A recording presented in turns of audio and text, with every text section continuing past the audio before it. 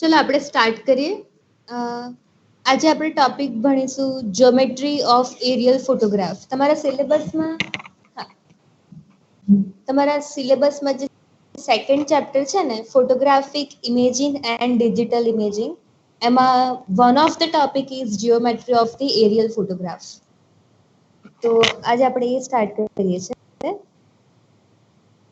Vote is aerial photography, એવું કોઈ કહેશે?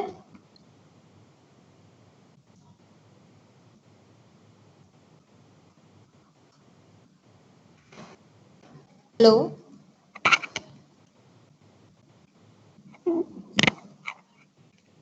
હેલો. मैम क्वेश्चन रिपीट करो. What is aerial photography? Aerial photography કોને કહેવાય? एरोप्लेन માંથી અથવા સેટેલાઇટ માંથી મતલબ ફોટોગ્રાફીઝ લીધી મતલબ ફોટોગ્રાફ્સ લીધા હોય ને એરિયલ ફોટોગ્રાફી કહેવાય.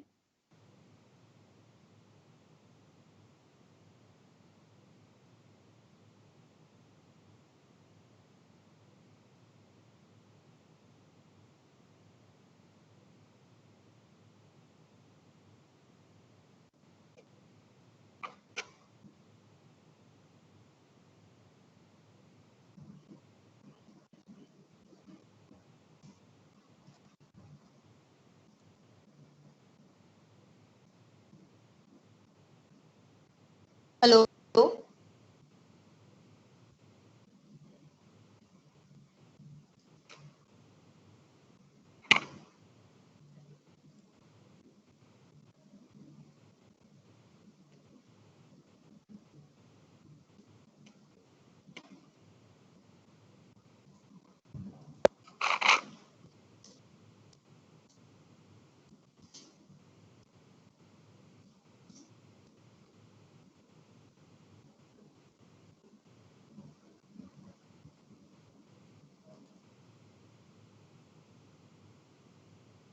જો મેં તમને એક ઇમેજ શેર કરી છે, જેમાં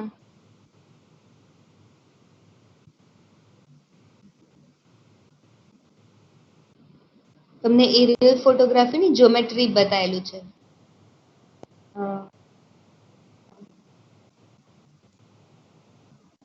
તમને ફોટો દેખાશે તમારી સ્ક્રીન ઉપર?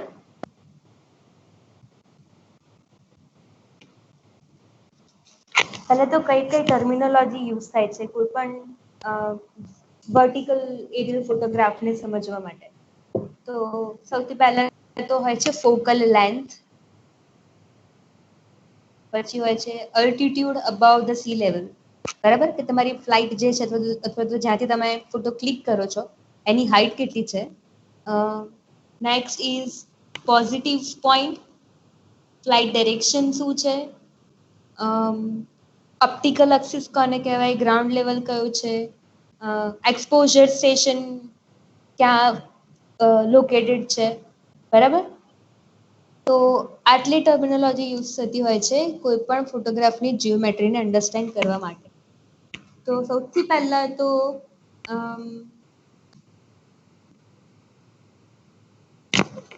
ફર્સ્ટ ટર્મ છે ગ્રાઉન્ડ લેવલ એલિવેશન, જેને એચ થી ડિફાઇન કરવામાં આવે છે.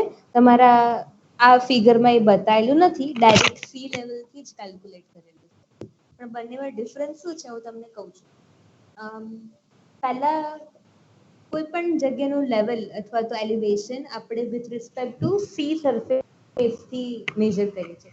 સી લેવલથી આપણી જમીન કેટલી હાઈટ પર છે, એનું એલિવેશન શું છે. બરાબર, તો difference between sea level and ground level is known as ground level elevation.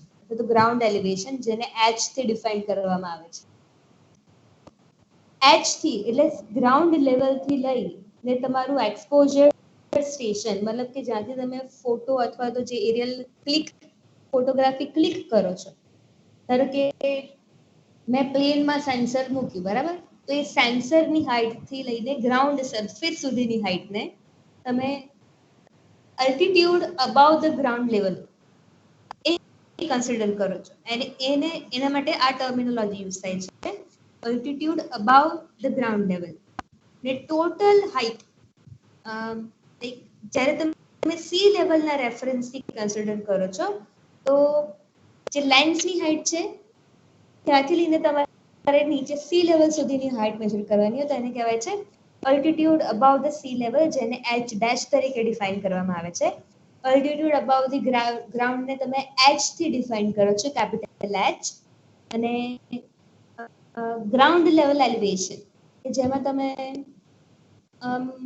C લેવલથી લઈને ગ્રાઉન્ડ લેવલ સુધીનું મેજરમેન્ટ કન્સિડર કરો, જેને કહેવાય છે ગ્રાઉન્ડ લેવલ એલિવેશન, જેને સ્મોલ એચ થી ડિફાઇન કરવામાં આવે. તો જીઓમેટ્રી ઓફ એરિયલ ફોટોગ્રાફીને અન્ડરસ્ટેન્ડ કરવા માટે ફર્સ્ટ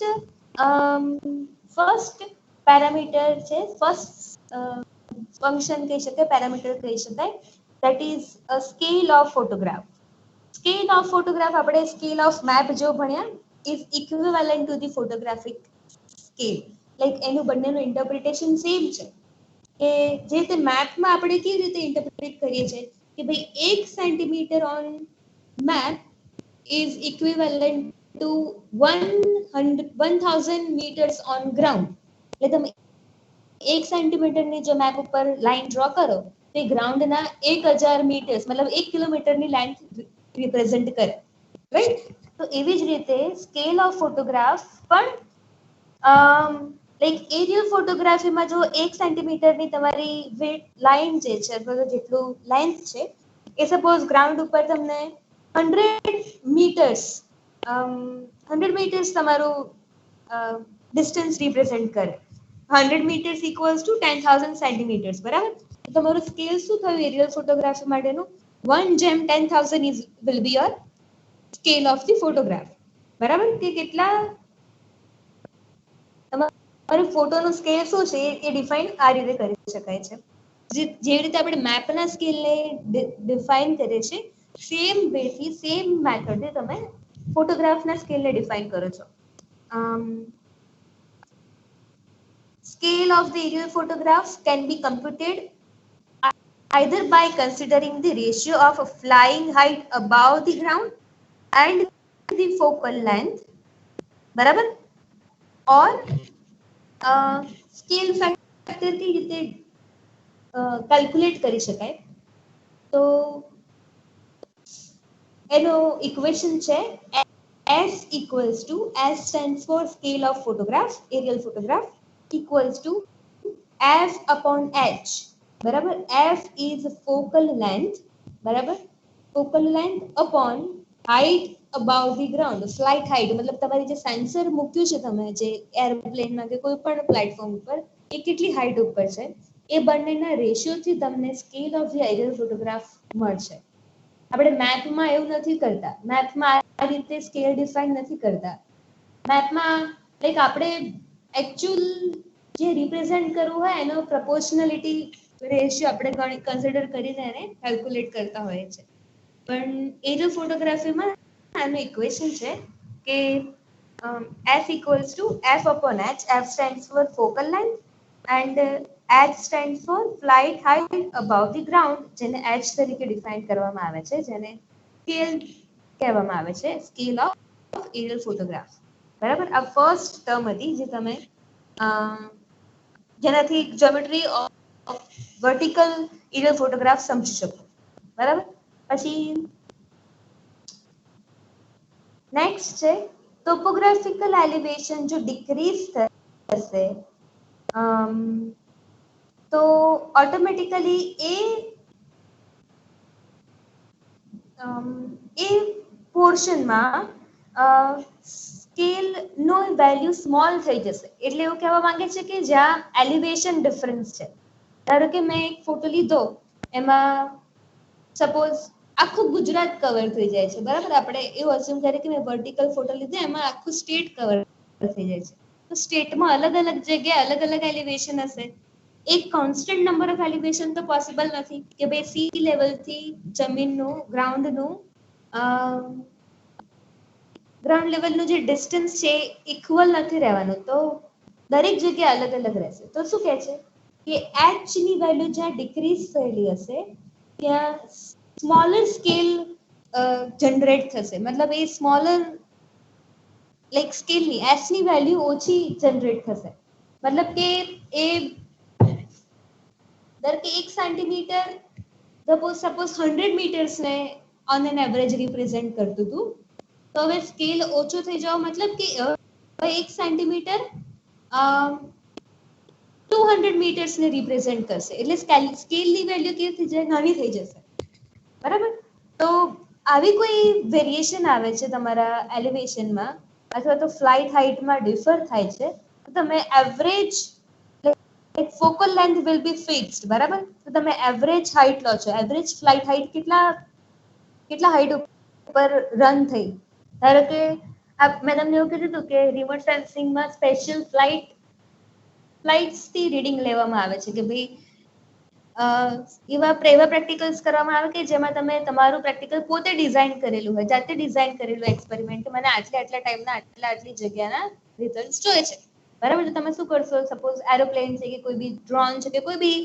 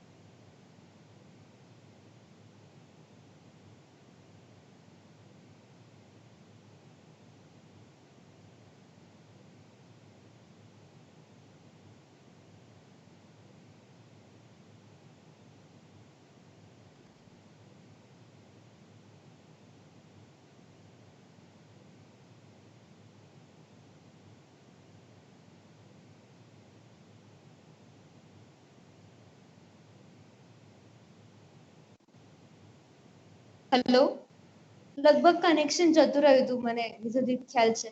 હેલો, સંભળાય છે અત્યારે તમને? Yes ma'am. Yes ma'am. તો આપણે ડિસ્કસ કરતા હતા કે જ્યારે કોઈ આવી રીતે ફ્લાઇટ ડિઝાઇન કરી હોય તો તમારે મેન્યુઅલી એવું પોસિબલ નથી કે તમે કોન્સ્ટન્ટ ફ્લાઇટ હાઇટ રાખી શકો. 100 કે 200 મીટરની હાઇટ તમે સપોઝ અઝ્યુમ કરી છે, તો એ થોડીક તો વેરી થશે જ કે ભાઈ 195 થાય કે કોઈ પ્લસ માઇનસ થોડીક એરર જનરેટ થાય. શું કરો છો, ફ્લાઇટ દરમિયાન તમે તમારે એવરેજ હાઇટ કન્સિડર કરો છો કે ઓન એન એવરેજ કેટલી હાઇટ ઉપર તમારી ફ્લાય કરી, અને એ એવરેજ હાઇટને તમે સ્કેલ કેલ્ક્યુલેટ કરવા માટે કન્સિડર કરો છો. તો એવરેજ હાઇટ કઈ રીતે ફ્લાઇંગ હાઇટ કરી શકાય, તો altitude above the sea level minus average ground level elevation will give you the average height. પણ ફરીથી બોલો છો, altitude above the sea level minus average ground level elevation will give us the flying height above the ground level, બરાબર. એને આ રીતે તમે consider કરી શકો છો, અને આ ઇક્વેશન યુઝ કરીને તમે first scale of the aerial photograph calculate કરી શકશો. સેકન્ડ પોઈન્ટ છે વેન્ટેજ પોઈન્ટ કોને કહેવાય, એને બીજા ટર્મમાં અથવા તો એનું સેકન્ડ ટર્મિનોલોજી છે જેને કહેવાય ઓબ્ઝર્વેશન પોઈન્ટ અથવા તો વ્યૂ પોઈન્ટ. જે પોઈન્ટથી તમે તમારું પ્લાન જે તે ટાર્ગેટને વ્યૂ કરે છે, દેખે છે, એ પોઈન્ટને તમે ઓબ્ઝર્વેશન પોઈન્ટ ઓર વ્યૂ પોઈન્ટ તરીકે ડિફાઇન કરો છો. એની ડેફિનેશન કંઈક આ રીતની છે, ડેફિનેશન તો ના કહેવાય પણ એક્સપ્લેનેશન કહી શકાય કે vantage point is the position from which the viewer looks up or visual field is called observation point or view point, બરાબર છે, જેને વ્યૂ પોઈન્ટ તરીકે અથવા તો ઓબ્ઝર્વેશન પોઈન્ટ તરીકે ડિફાઇન કરવામાં આવે. ફરીથી કહું છું, vantage point is the position from which the viewer looks at an object or visual field is considered or is called as observation or viewpoint. બરાબર, આ વર્ડ કરવામાં આવે છે. vantage point એ vital role play કરે છે કોઈ પણ geometry અને સ્કેલ ઓફ ફોટોગ્રાફીમાં. પહેલા તો તમને ઓબ્ઝર્વેશન પોઈન્ટ અને વ્યૂ ખબર પડી જવી જોઈએ કે જ્યાંથી તમે તમારા ટાર્ગેટ હતો તો ઓબ્જેક્ટને જે પોઝિશનથી જોવો છો, જે પોઝિશનથી એને ઓબ્ઝર્વ કરો છો, that point is known as the observation point or the view point. બરાબર, તો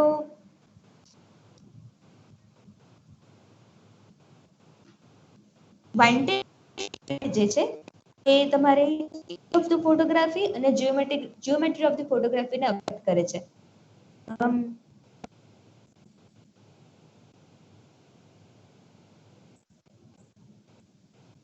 કેટલું માઉન્ટ એક ફોટોગ્રાફીમાં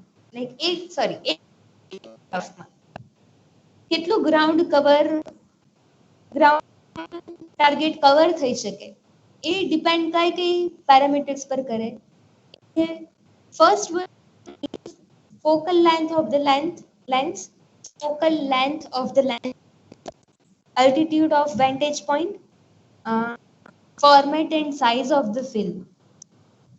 Format and size of the film factor affect કરે છે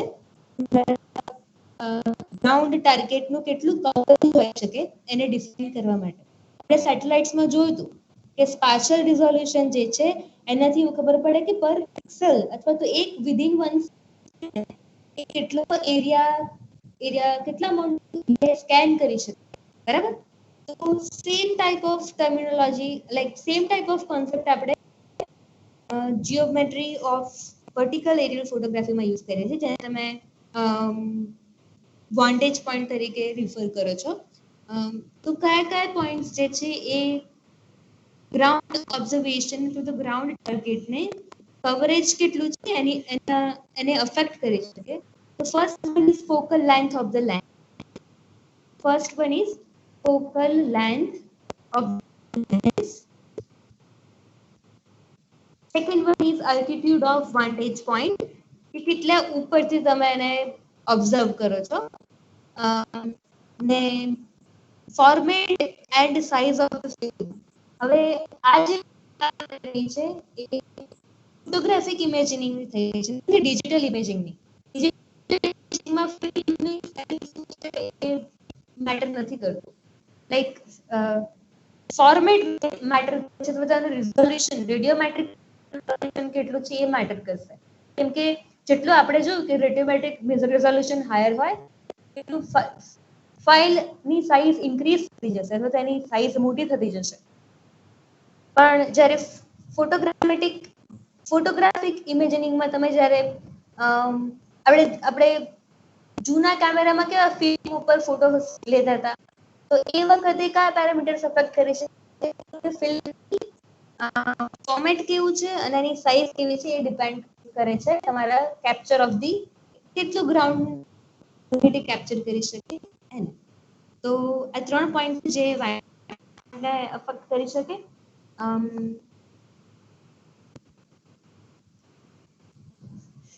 पहले तो कोई मैंने कैसे what is focal length of the lens એટલે શું કહેવાય સમજો તમે?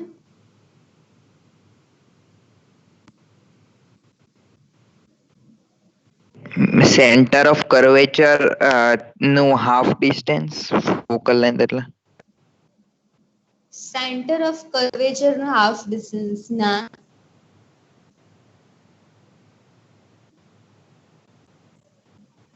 બીજું કોઈ ફોકલ લાઈન એટલે શું?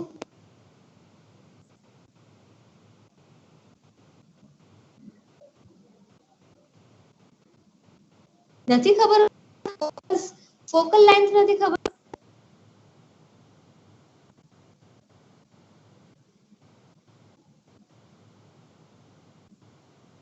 સારું, ચલો હું છું ફોકલ લેન્થની ડેફિનેશન પહેલા હું તમને કહું, પછી તમે ઇન્ટરપ્રિટેશન સમજીએ. Focal length of the lens is the distance between the lens and the image sensor when the subject is in focus.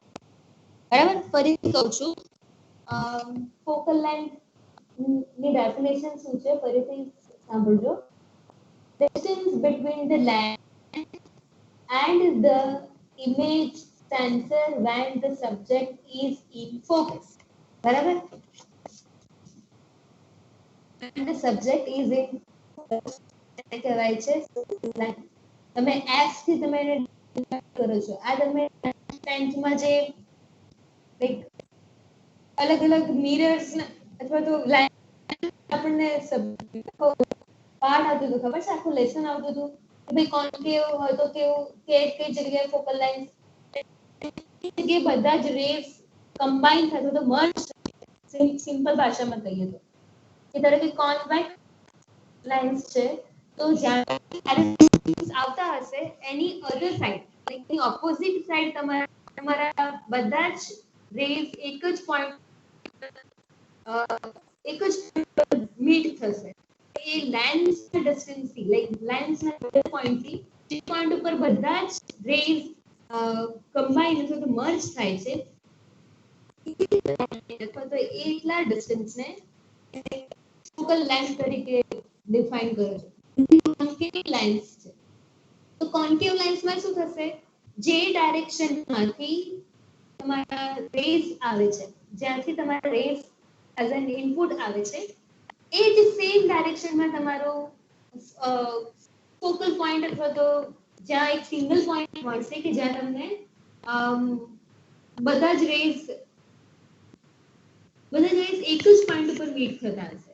તો આ ડિસ્ટન્સને તમે ફોકલ ડિસ્ટન્સ તરીકે અથવા તો ફોકલ લેન્થ તરીકે કન્સિડર કરો છો. Focal length can B positive or negative. Positive focal indicate કરે છે કે કન્વર્ટ થાય છે લાઈટ. નેગેટિવ ફોકલ લેન્થ એવું કરે છે કે તમારી સિસ્ટમ ડાયવર્જ થાય છે લાઈટ. કન્વર્જન્સ અને ડાયવર્જન્સ ખબર છે, રાઈટ? કન્વર્જન્સ મતલબ બધું ભેગું થવું એક જ જગ્યાએ. ડાયવર્જન્સ મતલબ બધું સ્પ્રેડ થવું. જો પોઝિટિવ ફોકલ લેન્થ હશે તો એ બધા જ લાઈટ એટલા પણ બીમ્સ છે that it will convert into one single point. બરાબર, જેને કહેવાય છે પોઝિટિવ ફોકલ લેન્થ. અને નેગેટિવ ફોકલ લેન્થ ને જ્યાં તમારી સિસ્ટમમાં જેટલા પણ રેઝ એઝ એન ઇનપુટ જાય છે એ બધા જ ડાયવર્જ થઈ જાય છે, ક્યાંય ભેગા નથી થતા, લાઈક ઇટ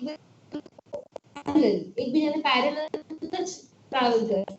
તો જેને ફોકલ લેન્થ તરીકે કન્સિડર નેગેટિવ ફોકલ લેન્થ તરીકે કન્સિડર કરવામાં આવે છે.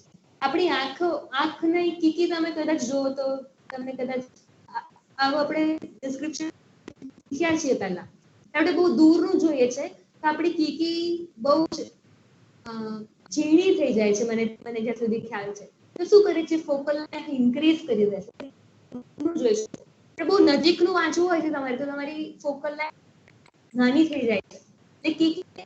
કમ્પેરેટિવલી જશે જેથી તમે શું કરી શકો, નજીકનું વાંચી શકો. આપણને આ ફોકલ લેન્થના એક મિસઅલાઇનમેન્ટ થી તમને દૂરનું અથવા નજીકનું શું થઈ જાય છે એવું કહેવાય. તો ફોકલ ફોટોગ્રાફી માટે સિગ્નિફિકન્ટ પોઈન્ટ છે કે ફોકલ લેન્થ કઈ રીતે તમે પ્રેક્ટિકલી જોઈ શકો. તો તમે કદાચ કોઈ કાગળ અથવા તો કોઈ પણ ક્લિક તમે તમારા ફોન નીચે કરો છો, અમુક હાઈટ એવી આવશે કે જે તમને આખું પિક્ચર બ્લર દેખાશે અને અમુક સર્ટેન હાઈટ પર પછી તમારા પિક્ચર ક્લિયર થઈ જશે. પછી તમે એ ક્લિયર પિક્ચર થાય પછી તમે એને એક્સટેન્ડ કરતા જ જશો, એની હાઈટ વધારતા જ જશો. It will blur.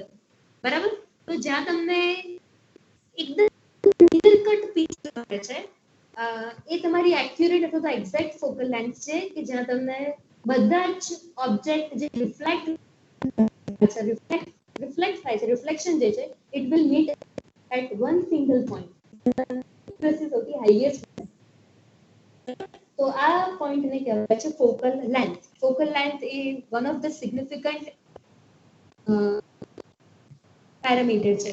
હવે જો focal length will be affected by the height of the height of the centre જેને કહેવાય વેન્ટેજ પોઈન્ટ કહી શકાય, ફોકલ લેન્થ એનાથી અફેક્ટ થઈ શકે છે. જેમ મેં તમને કીધું એમ, આપણે એક્ઝામ્પલ મેં તમને આપ્યું, તમારું ફોન જે છે બરાબર, ફોન તમારું વેન્ટેજ પોઈન્ટ છે કે જ્યાંથી તમારું કોઈ સ્પેસિફિક ઓબ્જેક્ટ એ ઓબ્ઝર્વ કરી રહ્યું છે અથવા તો એ જોઈ રહ્યું છે બરાબર, નીચે જે પણ ગ્રાઉન્ડ પર જે પણ કોઈ ટાર્ગેટ છે એને ઓબ્ઝર્વ કરી રહ્યું છે.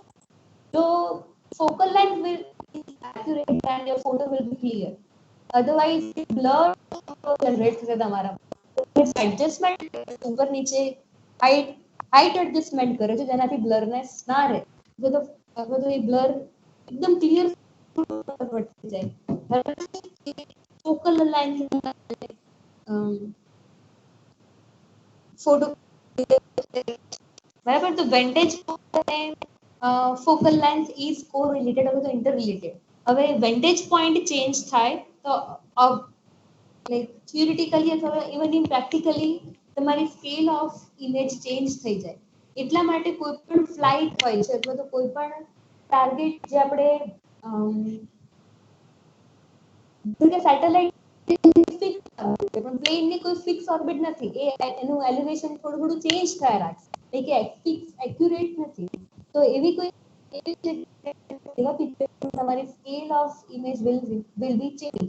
હવે આ એટલા માટે ઇમ્પોર્ટન્ટ છે કે મેં ફ્લાઇટ સ્ટાર્ટ કરી, ધારો કે કોઈ ઓબ્ઝર્વેશન મેં સ્ટાર્ટ કરી, t equals to 0 મિનિટ બરાબર, ફર્સ્ટ ફોટોગ્રાફ મેં લીધું 2 મિનિટે, ફિફ્થ ફોટોગ્રાફ લીધું 5th મિનિટે બરાબર, તો બે વચ્ચે 3 મિનિટનો ડિફરન્સ છે. 3 મિનિટના ડિફરન્સમાં મારી જે પણ પ્લેટફોર્મ છે, બલૂન છે કે એરોપ્લેન છે, એ શિફ્ટ થયું હશે એના ટ્રાવેલ સાબરમતી રિવરને ટ્રેક કરવી છે બરાબર, તો મેં વાસણ લઈને ઉપર કોઈ જાઉં છે, એ રીતે મેં મારી ફ્લાઇટ ગોઠવી છે. 1 મિનિટ પછી મેં ફોટો લીધું, બીજા મિનિટ પછી મેં ફોટો લીધો, તો મારી ફ્લાઇટનું એલિવેશન હું મેન્ટેન કરવા ટ્રાય કરી પણ એ વેરી થતું રહેશે, તો તમારું સ્કેલ ઓફ ઇમેજ પણ વેરી થતું રહેશે. તો તમારી સેકન્ડ ઇમેજનું જો સ્કેલ મેચ ન થતું હોય તો you want able to merge it. એક મેપ તરીકે તમે અથવા તો સિંગલ મેપ તરીકે તમે એને કમ્બાઈન કરી શકો. કોઈ પણ ફોટોગ્રાફમાં તમારી એ ઇક્વલ હવે જોઈએ તો તમે બેને મર્જ કરી શકો. એટલે એવું કહેવાય તમને બીજી આપીને સમજાવવા ટ્રાય કરું કે એક ફર્સ્ટ જે ફોટોગ્રાફ છે એમાં 1 centimetre is equal to 100 metres, બીજામાં 1 સેન્ટીમીટર ઇક્વલ ટુ 200 મીટર છે. તો વસ્તુ અથવા તો ઓબ્જેક્ટ તમે જ્યારે બે ફોટોગ્રાફને મર્જ કરશો તે મર્જ નહીં થઈ શકે. એકમાં 100 એકમાં 200 રિપ્રેઝન્ટ ખબર પડે છે, તો 200 મીટર વાળી જે ઇમેજ છે એમાં લાર્જર કેપ્ચર કર્યું છે. પોસિબલ છે કે 100 મીટર્સ વાળી જે ઇમેજ છે એ ઓવરલેપ પણ થઈ શકે. ખ્યાલ પડે છે? તો ફોકલ લેન્થ, વેન્ટેજ પોઈન્ટ અને સ્કેલ ઓફ આ ત્રણેય પેરામીટર એ ઇન્ટરકનેક્ટેડ છે બરાબર. અને એનું કી અથવા તો ગવર્નિંગ પોઈન્ટ કયો છે? વેન્ટેજ કે જે હાઈટ પરથી અથવા તો જ્યાંથી તમે તમારું ઓબ્ઝર્વેશન કન્સિડર કરશો તો ઓબ્ઝર્વેશન લો છો એ હાઈટ શુડ બી એ મેન્ટેન થયેલી scale of the image proper consistent રહી શકે તમારા પૂરા પ્રોજેક્ટમાં, ફોકલ લેન્થ મેન્ટેન થઈ શકે અને સેમ અમાઉન્ટ ઓફ એરિયા તમે સ્કેન કરી શકો. લાઈક તમારી સ્કેલ ડિફરન્ટ થઈ જશે તો તમારી એરિયા ઓબ્ઝર્વેબલ એરિયા પણ ચેન્જ થશે. તો આ ત્રણેય પોઈન્ટ કેવા છે? ઇન્ટરચેન્જેબલ છે, સોરી ઇન્ટરકનેક્ટેડ છે. એક વસ્તુ વેરી થશે તો બીજા બે ડિપેન્ડન્ટ પેરામીટર વેરિએશન બતાવશે. અને ઇન્ટરનેટ વર્ક કરવું હશે કે ભાઈ પહેલી ઇમેજ અને બીજી ઇમેજને મર્જ કમ્બાઈન કરીને સિંગલ ઇમેજ કરાવવું હોય કે એના કોઈ એનાલિસિસ કરવા હોય તો આ પોસિબલ નહીં થાય. આને નલિફાઈ કરવા માટે તમે થિયોરિટિકલી શું કરો છો કે એવરેજ કન્સિડર કરી લો છો. અથવા તમે કોઈ સોફ્ટવેરમાં એ ઇમેજને કરો તો તમે નોર્મલાઇઝ કરી દેશો. શું કરશો? 100 વાળી ઇમેજને તમે થોડી સ્ટ્રેચ કરીને 150 મીટર દેશો અને 200 મીટર્સ વાળી ઇમેજને તમે 150 મીટર્સ બનાવશો. તો તમારું એવરેજ 150 મીટર કન્સિડર થાય અને તમે કઈ એનાલિસિસ કરી શકો, which will give you the erroneous result. એ તમને એરર વાળી રિઝલ્ટ આપશે. તમે 100 મીટર્સ ને 150 મીટર્સ માં કન્વર્ટ કરેલું છે, લાઈક એમાં કોઈ એડિશનલ ચેન્જ નથી કર્યું. ખ્યાલ પડે છે તમને? આ એક એનાલિસિસ પરફોર્મ કરી શકો એટલા માટે તમે લિટરલી તમે એક જુગાડ વર્ક કર્યું છે. આ લાઈક એક્યુરેટલી તમારી આ એનાલિસિસ ની બહુ ઓછી તમે ક્યાંય સાયન્ટિફિક પેપર્સમાં અથવા નહીં કરી શકો આ વસ્તુ. લાઈક તમને અંદાજો મળે પણ તમે ક્યાંય એને એપ્લાય નહીં કરી શકો. તો સેકન્ડ પોઈન્ટ હતું વેન્ટેજ પોઈન્ટ. બરાબર, વેન્ટેજ પોઈન્ટ મેં જેવી રીતે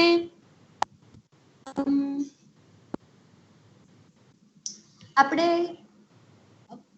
સેટેલાઇટમાં તમે રાઈટ કે નાદિર પોઈન્ટ હોય અથવા નાદિર લાઈન હોય, ફિલ્ડ ઓફ વ્યૂ હોય, ઇન્સ્ટન્ટેનિયસ ફિલ્ડ ઓફ વ્યૂ હોય. દરેક જ્યારે કોઈ પણ સેન્સરને ફ્લાઇટ ઉપર ફિક્સ કરો છો તો આ બધી જ ટર્મિનલ અથવા તો બધા જ કોન્સેપ્ટ એપ્લિકેબલ છે. એ સેન્સરમાં ફિલ્ડ ઓફ વ્યૂ અથવા તો એ કેટલો એંગલ સ્કેન કરશે, એનું નાદિર પોઈન્ટ હશે, એ સેન્સર માટેનું ઓફ નાદિર વ્યૂ પણ હશે. બધા જ જે સ્વાથનો કોન્સેપ્ટ છે એ બધા જ કોન્સેપ્ટ એપ્લિકેબલ છે તમારા ફોટોગ્રાફિક ઇમેજિનરી માટે, અથવા તો એવું કહી શકાય કે geometry of vertical aerial photography સમજવા માટે. આપણે પહેલા ડિસ્કસ કર્યું હતું એમ કે જેમ જેમ સેટેલાઇટની ડિસ્ટન્સ વધતું જાય છે, બરાબર, એમ એ લાર્જર એરિયા કવર કરતું જાય. તો સેમ વસ્તુ એપ્લિકેબલ છે તમારા તમે જ્યારે સેન્સરને એરોપ્લેન પર ફિક્સ કરો છો અને તમે ફિઝિકલ ફોટો કેપ્ચર કરવા ટ્રાય કરો છો તો સેમ કોન્સેપ્ટ એપ્લિકેબલ છે. ભાઈ જેમ જેમ તમારી ગ્રાઉન્ડ લેવલથી તમારી વેન્ટેજ પોઈન્ટની હાઈટ વધતી જશે એમ ઓબ્ઝર્વેબલ ગ્રાઉન્ડ ટાર્ગેટનો એરિયા વધતો જશે. હું એક ફોટો ક્લિક કરું છું, સપોઝ સેકન્ડ ફોટો લાઈક એ જ જગ્યાનો બીજો સેકન્ડ ફોટો લઉં છું 1000 મીટર છે, તો ભલે એરિયા સેમ છે પણ લાઈક એરિયા ભલે એક જ રહ્યો પણ એની ઇન્ફોર્મેશન જે છે લાઈક કવરેજ છે તમારા ફોટોનું એ ઇન્ક્રીઝ થઈ જશે. લાઈક 500 મીટર સપોઝ હું ખાલી એડિંગ કરી શકું. આપણે એક્ઝામ્પલ લઈએ કે ભાઈ એડિંગ 500 મીટર્સ પરથી ફોટો પાડ્યો ઉપર એરિયલ ફોટોગ્રાફ, તો તમને ખાલી આપણું કેમ્પસ જ દેખાશે. હવે 1000 મીટર્સ લાઈક ફોટો પાડું છું એટલી હાઈટ ઉપરથી, તો તમને એડીની આજુબાજુનો સરાઉન્ડિંગ એરિયા પણ દેખાશે. બંનેનો ડિફરન્સ શું છે કે 500 મીટર તમારા કેમ્પસની અથવા તો એલડી ના કેમ્પસની ક્લેરિટી અથવા તો જે ફીચર્સ જે છે અથવા તો જે ઓબ્જેક્ટ પ્રેઝન્ટ છે એને ક્લિયરલી આઈડેન્ટિફાઈ કરી શકો છો, એને તમે રેકોગ્નાઇઝ કરી શકો છો કે અહીંયા આ વસ્તુ છે, અહીંયા આ વસ્તુ નથી, રાઈટ? તમને જે ડિટેલ્સ જે મળે છે બહુ ફાઇન ડિટેલ્સ મળશે, પણ જ્યારે હાઈટ છે એરિયા ભલે સેમ સ્કેન કરે છે, ઇનફેક્ટ વધારે સ્કેન કરે છે, પણ જે ઇન્ફોર્મેશન તમને જે કેપ્ચર કરે છે એ નલિફાઈ થઈ જાય છે. તમને ખાલી ઓવરવ્યુ ખબર પડે કે ભાઈ આટલા અહીંયા ગ્રાસ છે અથવા તો અહીંયા ગ્રીન બેલ્ટ એરિયા છે, અહીંયા રોડ જાય છે, એવું કંઈ ખબર પડશે, પણ એની ડિટેલ્ડ ઇન્ફોર્મેશન નહીં ખબર પડે કે ભાઈ આ બિલ્ડિંગ કેટલા હાઈટની છે, એની સરાઉન્ડિંગ અથવા એની લાઈક એની સબસિક્વન્ટ બિલ્ડિંગ કઈ છે અથવા તેનો શેપ સ્ટ્રક્ચર કોઈ ઇન્ફોર્મેશન તમે ડિરાઈવ નહીં કરી શકો. ખ્યાલ પડે છે? તો હાઈટ પોઈન્ટ એ one of the significant point છે geometry of vertical aerial photography માટે. જેવી રીતે આપણે નાદિર પોઈન્ટમાં ઓફ નાદિર પોઈન્ટ આવે છે, એવી રીતે એની ટર્મ બદલાઈ જાય છે અથવા તો એની લેંગ્વેજ બદલાઈ જાય છે, પણ એ કહેવાનો મતલબ સેમ છે. ઓબ્લિક એરિયલ ફોટોગ્રાફ અને ફોટોગ્રાફ અને લો ઓબ્લિક એરિયલ ફોટોગ્રાફ, આવું કોઈ સાંભળ્યું છે? એરિયલ ફોટોગ્રાફ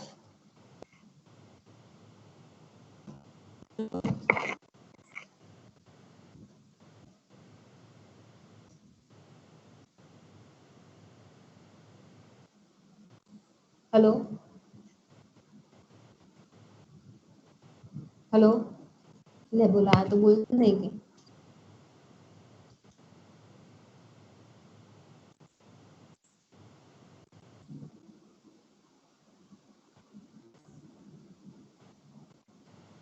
हेलो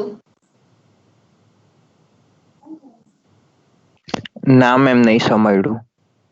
હા ઓકે, તો હું તમને આ એક ઇમેજ શેર કરું છું. એ ઇમેજમાં હાઈ ઓબ્લિક ફોટોગ્રાફ અને લો ઓબ્લિક ફોટોગ્રાફ શું ડિફરન્સ છે એ બતાવેલું છે.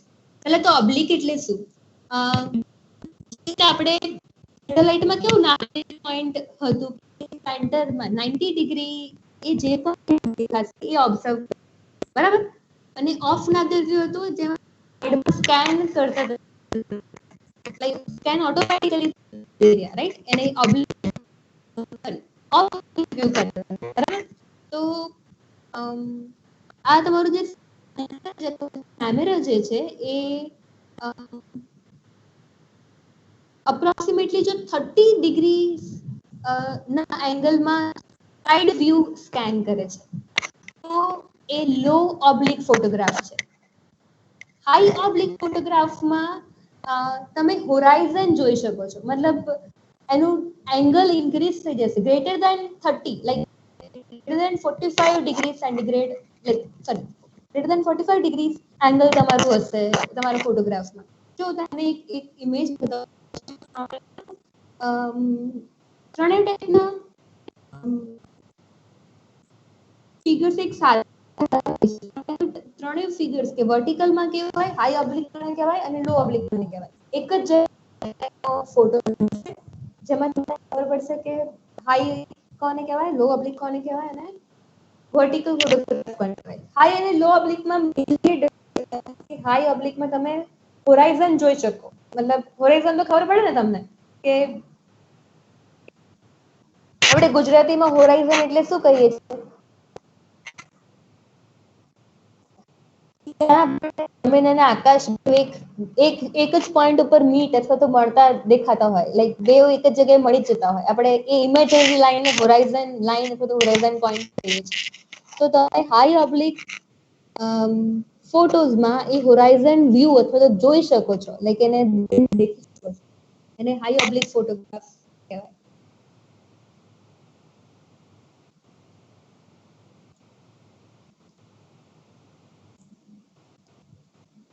જો તમારા સ્ક્રીન ઉપર એક ફોટો મળ્યો હશે, તમને ફોટો દેખાતો હશે, આ ત્રણેય કોમ્બિનેશન આપેલા છે અને તમારી ફ્લાઇટના કે જ્યાંથી તમારું વેન્ટેજ પોઈન્ટ છે એના રેફરન્સના એંગલમાં કઈ પડે છે એ બતાવેલું છે. જો વર્ટિકલ ફોટો છે એક્ઝેક્ટ 90 એ ડાયસેક્ટ કરે છે, બે તમારી ઇમેજને બે પાર્ટ્સમાં એક્ઝેક્ટ વચ્ચેથી પાડશે, લાઈક બેને વચ્ચેથી ડિવાઈડ કરશે. પબ્લિક થોડુંક ટિલ્ટેડ તમને જોવા મળે, તમને હોરાઇઝન જોઈ શકાય એક જ ઇમેજમાં, એને હાઈ ઓબ્લિક ફોટોગ્રાફ કહેવામાં આવે છે. ખ્યાલ પડે? તો વેન્ટેજ પોઈન્ટ કોરિલેટ કરતા ટર્મિનોલોજી છે, વેન્ટેજ પોઈન્ટને કોરિલેટ કરે અથવા તો એના વેરિએશન્સ કહી શકાય. તો આ બે ટર્મિનોલોજીનો યુઝ કરીને તમે એના વેરિએશન્સ અન્ડરસ્ટેન્ડ કરી શકો. જેવી રીતે આપણે સેટેલાઇટ વ્યૂમાં જ્યાં મિડલ પોર્શનને, જ્યાં 90 ડિગ્રી તમારું લાઇટ જ્યાં ઇન્ટરસેક્ટ કરતી હતી ગ્રાઉન્ડ સરફેસને, અને દરેક ડોટને તમે કમ્બાઈન અથવા તો જોઈન કરીને એક નાદર લાઇન જનરેટ કરતા હતા, એવી રીતે જે 90 એંગલે તમારી જે ફ્લાઇટ છે અથવા તો જે પ્લેટફોર્મ છે 90 એંગલે ગ્રાઉન્ડ સરફેસને ઇન્ટરસેક્ટ કરે છે, એવા દરેક પોઈન્ટને કમ્બાઈન કરીને જે સિંગલ ઇમેજનરી લાઇન જનરેટ થાય, it is defined as flight. એ લાઈનને એ ઇમેજિનરી લાઈન છે જેને તમે ફ્લાઇટ લાઈન તરીકે ડિફાઇન કરો છો અને અપ્રોક્સિમેટલી જ્યારે તમે તમારું સેન્સર ગ્રાઉન્ડને સ્ટ્રેટ જુએ છે બરાબર, લાઈક એંગલમાં નહીં, લાઈક વર્ટિકલી જુએ છે, ત્યારે ઓન એન એવરેજ ફ્રીક્વન્ટ માં 50 to 60% ઓવરલેપ જોવા મળે છે બરાબર. 80 થી 60 થી 80% જેટલું ઓવરલેપ મળશે તમને. તો મોર ઓર લેસ તમારા એમાં જેટલા પણ ટર્મ્સ યુઝ થતા હતા એ બધા જ આપણે ડિસ્કસ કરી લીધા છે. હા, ઓપ્ટિકલ એક્સિસ એક ટર્મ છે. ઓપ્ટિકલ એક્સિસ એ વર્ટિકલ ઇમેજિનરી લાઈન છે કે જે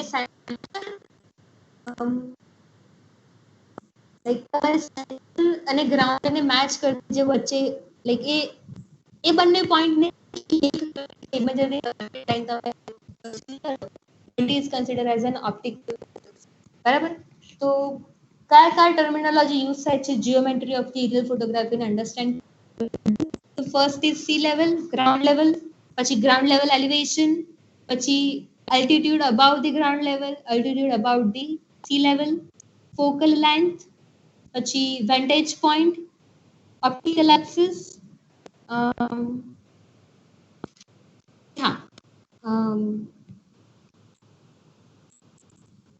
વેન્ટેજ પોઈન્ટ ને અન્ડરસ્ટેન્ડ અથવા તો એની વેરિએશન્સ ને અન્ડરસ્ટેન્ડ કરવા માટે બે ટર્મ્સ છે. એક ફોટોગ્રાફ જેમ પબ્લિક અને પબ્લિક ફોટોગ્રાફ આપણે ડિસ્કસ કર્યા. તો અહીંયા તમારું single point discussion of geometry of vertical aerial photography complete થાય છે. કોઈનામાં ડાઉટ છે? આમ તો ઈઝી છે સમજવું. જો તમે તમારા તમને જ્યારે મેં ફર્સ્ટ સ્વાથ શું છે, નાદિર પોઈન્ટ શું છે, ઓફ નાદિર વ્યૂ કોને કહેવાય, લાઈક આ ટર્મ્સ જો તમે પ્રોપર સમજ્યા હશો તો તમને આ કોન્સેપ્ટ સમજવામાં કોઈ પ્રોબ્લેમ નહીં થાય, કેમ કે મોર ઓર લેસ સેમ છે.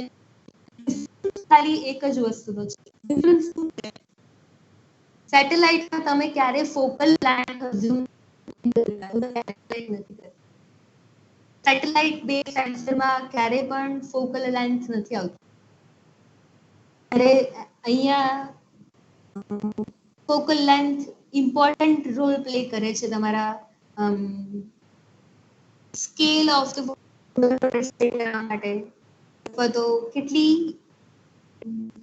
એક્યુરેટલી તમે તમારા ગ્રાઉન્ડ સ્કેન અથવા તો કેપ્ચર કરી શકો માટે ફોકલ ઇમ્પોર્ટન્ટ પેરામીટર છે.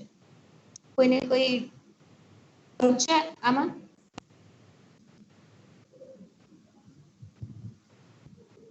હેલો, સંભળાય છે તમને લોકોને?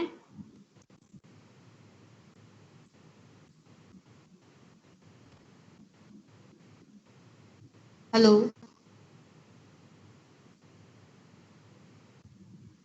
હા, અહીંયા કોઈ જવાબ આપ્યો છે distance between the lens and its focus. Correct answer છે જેને ફોકલ લેન્થ કહેવાય બરાબર. મેં તમને એક્ઝામ્પલ માટે કોન્કેવ માટે કેવું હોય, કોન્વેક્સ માટે પોઝિટિવ ફોકલ લેન્થ કોને કહેવાય, નેગેટિવ ફોકલ લેન્થ કોને કહેવાય, બંનેના એક્ઝામ્પલ્સ આપણે જોઈ લીધા છે. કોઈને આમાં ડાઉટ? સિમ્પલ થિયરી છે જીઓમેટ્રી ઓફ વર્ટિકલ ફોટોગ્રાફી, પણ તમારા exam point of view important છે. ઘણી બધી વખત પૂછાતી હોય છે 7 માર્કના ક્વેશ્ચનમાં. તો તમારે તમારી આખી ફિગર ડ્રો કરવાની, નોટેશન બનાવવાના કે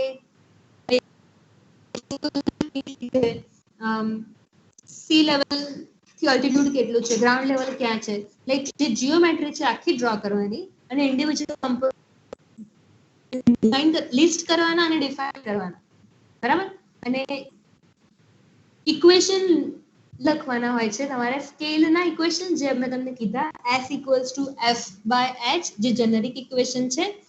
f stands for focal length altitude બરાબર. આ ઇક્વેશન છે અને તમે એનું વેરિએશન પણ લખી શકો છો. ફ્લાઇટની એલ્ટિટ્યુડ કોન્સ્ટન્ટ ન હોય, વેરી થતું હોય, બરાબર છે, જે પ્રેક્ટિકલી વેરી થાય જ છે, તો તમે શું કરશો? એવરેજ flight height consider કરશો. And how will you calculate the average flight height? તો એનું ઇક્વેશન છે altitude above the sea level minus average average height around the like average elevation average ground elevation average ground elevation એ બંને તમે minus તમને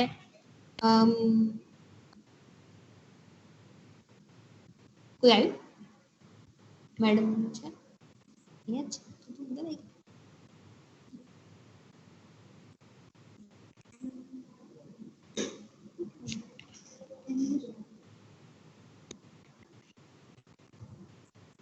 okay, તો તમારે average flying height કઈ રીતે કેલ્ક્યુલેટ કરાય એનું સિગ્નિફિકન્સ શું છે એ પણ ડિસ્ક્રાઇબ કરવાનું રહેશે, બરાબર?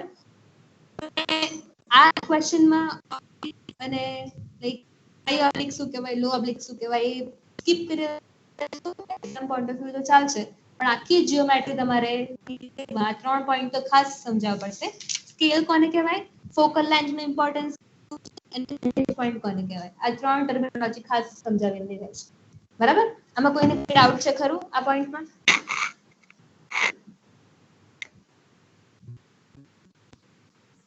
હેલો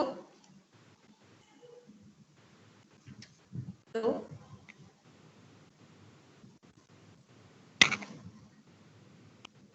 હેલો ના મેમ. ખબર પડી ગઈ ને તમને?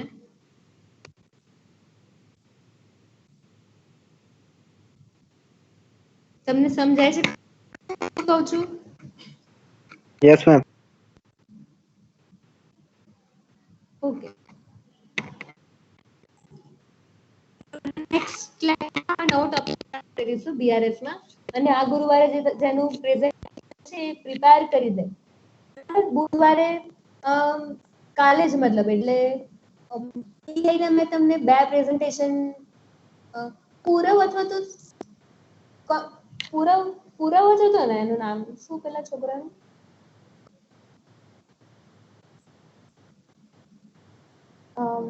એક મિનિટ હું તમને નામ જ કહી દઉં, અને એ લોકોએ કાલે પ્રિપેર રાખવાનું છે તમારું પ્રેઝન્ટેશન. એ લોકોને મેસેજ કરી દેજો જો એ લોકો અત્યારે લેક્ચરમાં નથી પ્રેઝન્ટ લગભગ, પણ એ લોકોને તમે મેસેજ કરી દેજો કે કાલે 1 થી 3 બરાબર છે, 1 થી 3 વાળા જે સ્લોટ છે એમાં રેડી રાખે એમનું પ્રેઝન્ટેશન.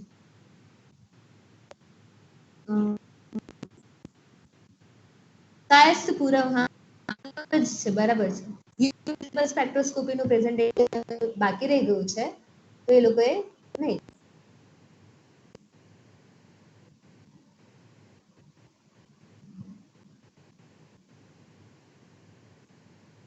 યુઝર વિઝિબલ તો કમ્પ્લીટ થઈ એ તો મેમ થઈ ગયું, બીજા D2D ગયું. ગ્રુપનું બાકી છે. હા બીજા હા મને કાલે પૂરવ બોલ્યો ને તો મને પૂરવ શ્રેયસ બોલ્યો, હા મને કંડક્ટોમેટ્રી અને પોટેન્શિયોમેટ્રી નો ટોપિક છે, એ લોકો પ્રેઝન્ટેશન સાથે, બરાબર?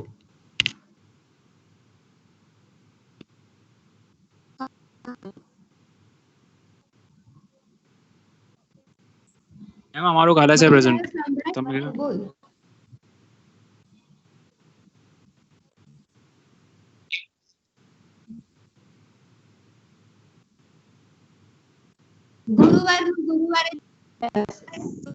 ગુરુવારે જ લેવા.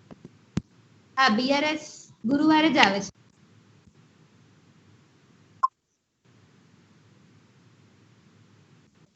ના તારે 24 તૈયારી કરી રાખવાની, મને લાગશે તો પછી 25 ના લઈશ.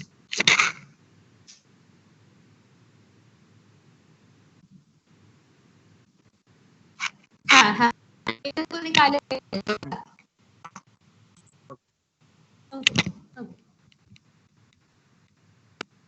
હું અત્યારે એન્ડ કરું છું મીટિંગ. Thank you, ma'am.